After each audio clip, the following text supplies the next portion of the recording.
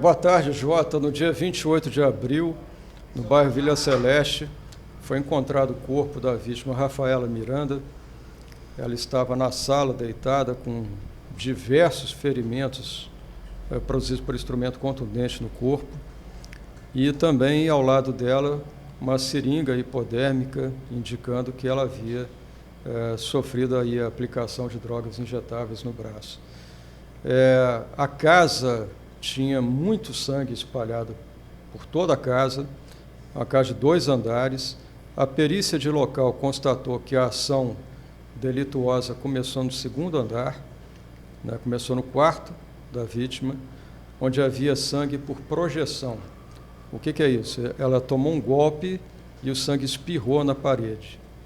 E a partir desse golpe lá, que foi o início da conduta, ela sofreu diversas agressões. A casa tinha muito sangue por gotejamento, porque ela andava pela casa e pingava sangue, e tinha sangue por contato também, nas paredes, ou seja, ela encostava mãos e pés nas paredes e deixava marcas ali de sangue pelo caminho. A vítima tinha lesões com datas diferentes. Ela apresentava lesões recentes na boca, nos lábios, né, que foram rompidos por um soco, e apresentava lesões recentes no pescoço, produzidas por unhas, o que nos dá aí a certeza de que ela foi vítima de esganadura, ou seja, a constrição do pescoço com as mãos praticada pelo autor, que é uma forma de asfixia.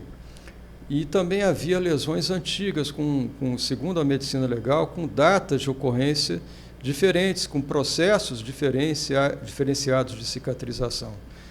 Isso levou o legista a afirmar que essa vítima vinha sofrendo tortura, ou seja, ela vinha sendo constantemente machucada, agredida, serviciada por esse autor.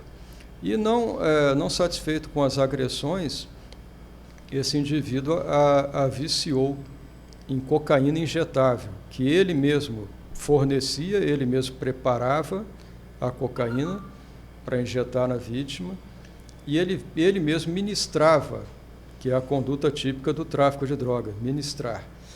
Então, essa vítima que não usava drogas, que era uma pessoa de vida limpa, uma menina que trabalhava, que tinha uma vida saudável, com 2 filhas pequenas, essa menina, infelizmente, ela foi viciada por esse indivíduo, um indivíduo que ela havia conhecido há apenas 2 meses, né, que se mudou para a casa dela, conseguiu convencê-la a ir morar na casa dela, e dentro da casa ele começa um processo de dominação, deixando essa vítima subjugada através de violência, ameaça e o vício na droga que ele fornecia.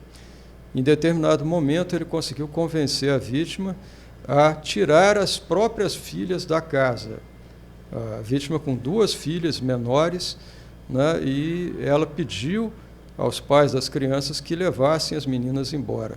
Então, isso demonstra o grau de dominação psicológica que esse indivíduo exercia sobre a vítima Rafaela.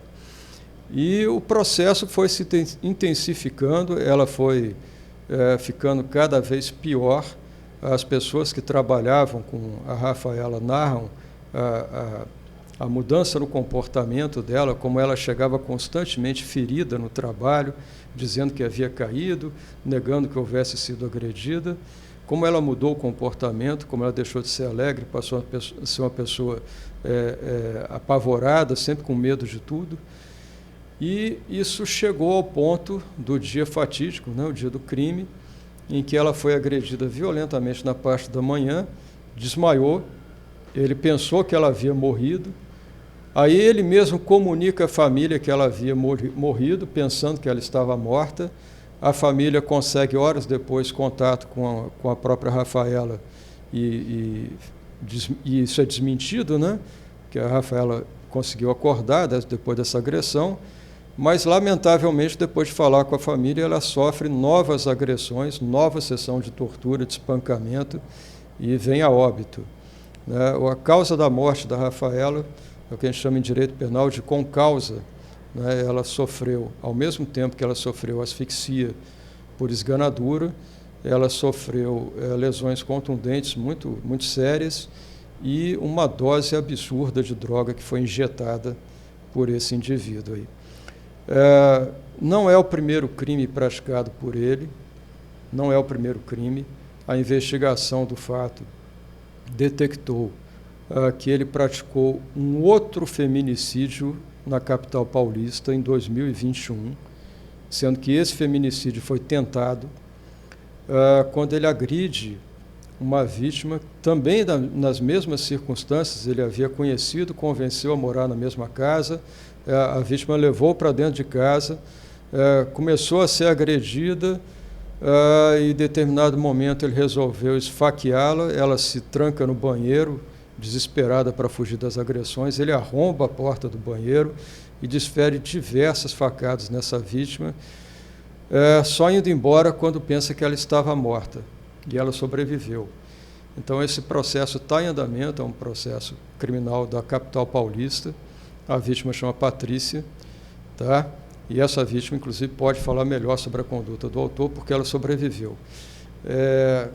O que a gente percebeu nesse crime foi um componente de sadismo, né? Existe uma propensão à violência por parte desse indivíduo.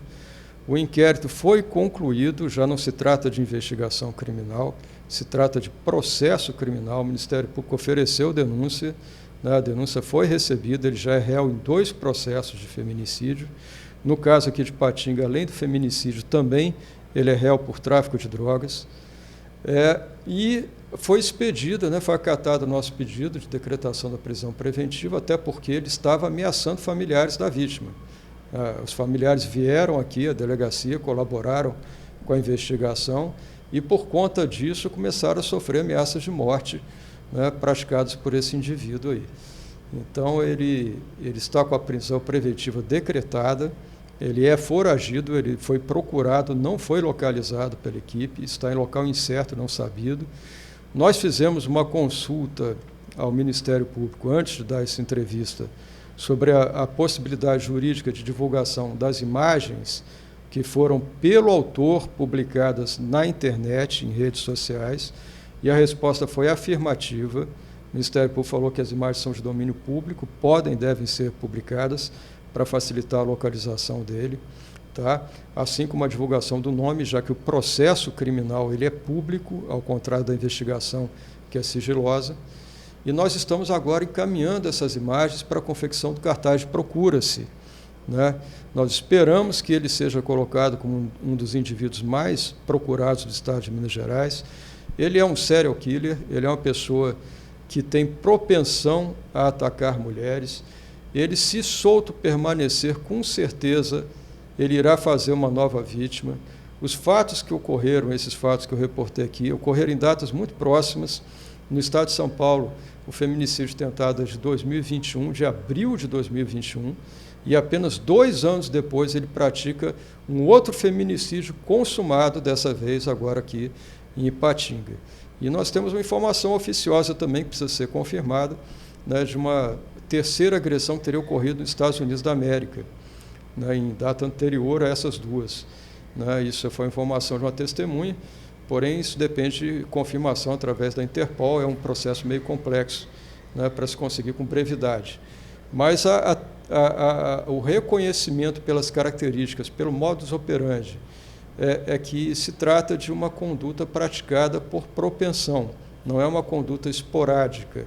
E se ele solto permanecer, com certeza nós teremos aí mais uma vítima desse indivíduo. Delegado, esse rapaz enviou um áudio para a mãe da vítima, informando que não praticou nada, que ele é inocente, que a polícia não tem como provar essas alegações. O senhor teve talvez o áudio, ouviu esse áudio também, quer dizer, ele está se achando que vai sair livre desta. É uma característica desses indivíduos. Todo serial killer acha que é mais esperto do que todos. Ele acha que vai superar a polícia, ele despreza a justiça criminal e ele não para a sua conduta. Enquanto ele não for preso, nós temos casos aí históricos, né, nos Estados Unidos, né, de indivíduos que mataram até centenas de pessoas antes de serem presos. Então, a única coisa que vai fazer com que ele pare é o cumprimento do mandado de prisão que nós estamos objetivando.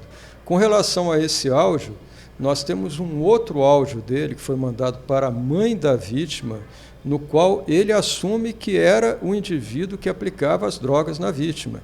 Inclusive, no áudio ele fala que a vítima não sabia se aplicar. Entendeu?